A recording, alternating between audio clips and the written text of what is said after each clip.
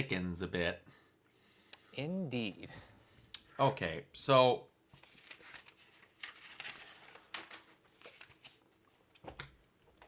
we're okay. There's a lot going on in this episode. Holy hell. So, we didn't mention it in the last episode. Lonnie's just out of the school, gone. He is fully part of the 1/10 now. Mm-hmm. And not even going to school. Parents don't know about it. And said some things that I thought were going to happen in the last episode, and I'm starting to backtrack and thinking that they aren't going to happen. And we'll get into it later, but it pertains to the unprotected shoulder touching that we got between Pearl and Pete in this episode. Oh. Yep. And Pearl's starting to be like, oh, never change, because the real you's really great. And now Lonnie's starting to look like a really bad person. He is slowly, but like very gradually becoming Tombstone. And hey, Mike, remember in the last review where I'm like, hey, you know, it would be really crazy if they did a thing that happened in a certain movie to reference that, where like MJ and Harry, but with Harry and Nico, like, I don't know if they directly reference and use Spider-Man 2 that fast, and then we got my precious tritium and harnessing the power of the sun in my hands in the next episode.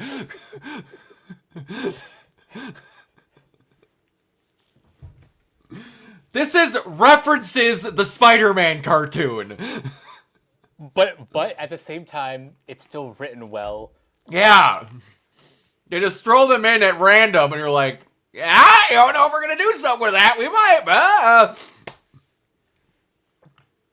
We got them to mention tritium, for Christ's sake. My precious tritium. So, I mentioned I didn't know why Nico was crying. And I was like, you should be happy. You now know why he's ditching you. And that kind of plays into what's actually happening, because she thinks he's ditching him, or now knows why she's ditching him, because she thinks he's going to be left behind again. When you're a foster kid... Oh. Yeah, no, I get that. Also, lest we forget that in the comics, she is part of the Runaways. Yes, she is. Do you know what her powers in the Runaways are? Because I do not. Vaguely something moon-related? Does it have to do with the necklace that she started talking to and was glowing during this episode? Again, I don't know much about her powers, but I'm suspecting the necklace has something to do with it. Okay.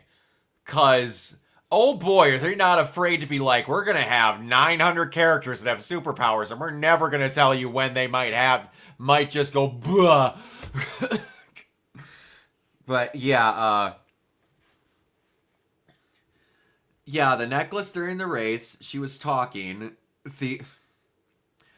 Is that guy Clev? Wasn't there a dude who's been repeatedly, like, I don't know if I'm thinking of the wrong thing, that's been videotaping Pete in the MCU movies? That is exactly him. That's who okay, got it. I didn't know if I was imagining that, and I wouldn't have known how to type that into YouTube to search it. So, that's pretty great, how just that random person is in here.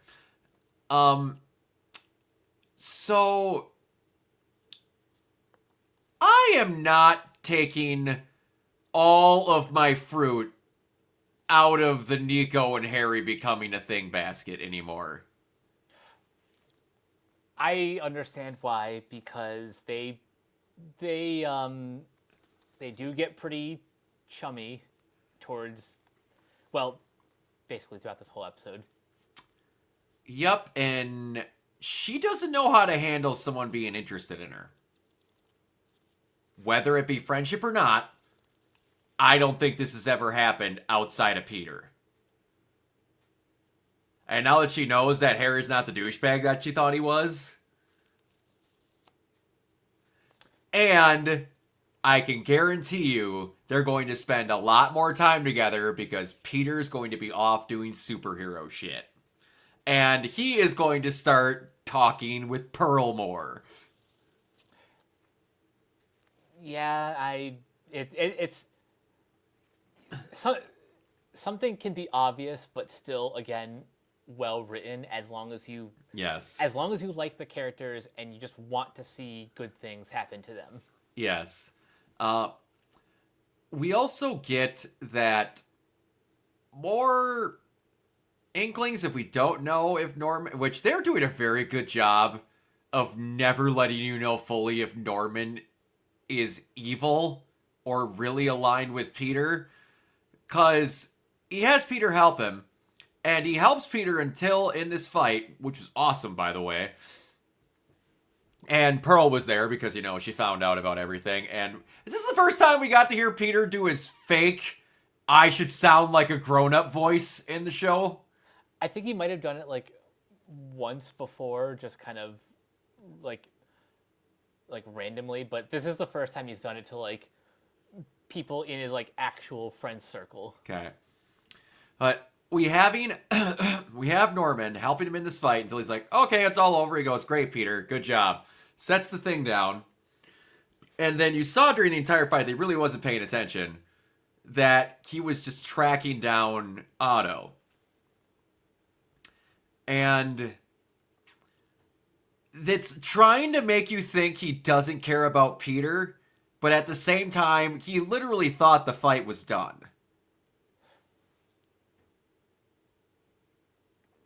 Again, we're kind of going back and forth, like asking, is this a truly altruistic Norman Osborn, or is there something he's not telling us? Oh, well, he's going after Otto, which is why he took the headset off to not accidentally say something to Peter. But then as soon as he realizes Peter's actually in danger, he drops legitimately everything and sends in the fucking Green Goblin glider to go save him. Which is honestly pretty badass.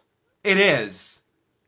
The fact that we have, to our knowledge, all together and not yet the Green Goblin, Norman Osborn sending in the glider to come save him. So obviously there's some of those weapons that him and Otto did together that work. And now I could guarantee you, because they talked about how these things were supposed to be enhancements with people with their arms and other things and helping them in situations. I bet that's going to be some tool that's meant to evacuate people from unreachable situations, and he turns it into the Goblin Glider. Probably. Now here's a theory that just came up. They mentioned gamma and all the like negative effects of that stuff. Do you think the poison from gamma exposure turns him into Green Goblin? It depends on what version of Goblin they do. Because if they're trying to fake us out thinking he's going to be Techno Suit Goblin and then he turns into Ultimate's version literal Demon Goblin. Because I don't want gamma radiation to just make his mind go cuckoo. If you're using gamma radiation, something should go wrong with you. That's what I'm thinking. Like they're not just gonna do. They're not just gonna do like the safe version of Green Goblin. No, he's gonna be like an actual monster. Yeah, which I like a lot because they almost never do it. And I haven't watched the very last version of Spider-Man, that really short-lived random one that had Miles and Peter both in it. Yeah, I haven't seen that one either. So I don't know if that one had that version of Goblin in it. To my knowledge, I don't remember any versions of Goblin that are not Techno Suit. At least in the cartoons. we might have seen something like that in like the Spider-Verse movies, but like only for like a brief second. Oh yeah, in the Spider-Verse movies, maybe. I'm talking strictly in cartoons that they've done since 1995. I Yeah. don't remember them ever doing this. Yeah, I don't think so. No, but yeah, that would be freaking cool if they did. Uh, and yeah, it's just had a lot of just they are not afraid to just throw curveballs at random moments in this, and it's done really well with keeping you interested.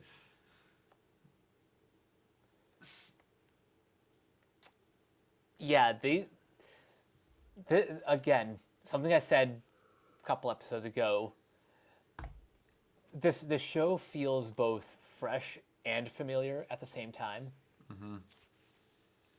Yeah, it's I don't know if we said it, but it sounds familiar. It's like you're baking the same thing, but slightly tossing in the ingredients into the recipe in a different order. Because that's really what the comics are. The comics are the recipe, and adaptations are like your adjustments to the ingredients. Except this one, they went from making roasted chicken to fried chicken. Like Nico's in there, Pearl is in there, Lonnie's a normal person currently. They're like, we're still making chicken, but we're not preparing it the same way even remotely. You're gonna have chicken at the end of it, but you're doing it in a totally different way. Cause yeah, it's which I'm okay with because it's turning out great so far. But yeah, do you have anything else? Not really. This is like we've covered a lot of ground so far in this episode alone out of the 3 episodes pending the next one. But yeah, I think so far this one might actually be my favorite. I know it's weird to say that when we had an episode with Daredevil, but judging by the Wikipedia article, we're not done seeing Matt Murdock. So I freaking hope so because if they did that and they only had him in there for roughly 2 seconds, I'd be a little pissed. yeah, no, we're going to see him again because we still haven't seen Kingpin yet. Oh yeah, that's true. I didn't think about that. But all right, Mike, where can everybody reach you? You guys can find me on various social media sites at Captain K42. You can check out my quick thoughts on letterboxd.com/CoachK42. And you can follow Renegade Pop Culture on Facebook and Blue Sky at Renegade Pop Culture.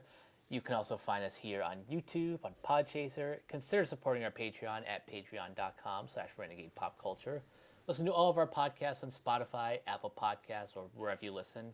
And last but not least, everything can be found at renegadepopculture.com. Need an escape? So do we. Absolutely, and you can find me everywhere at Organoid Zero, mainly on Twitch and YouTube. If you're into conventions and such, and cosplaying, you can find me on my Instagram at Organoid Zero. And if you want to listen to the other podcasts I'm a part of, over on Athletic Geek 89, me and my buddy Eli, the Geeking Out podcast, we pick out one subject a week and talk about it for an hour.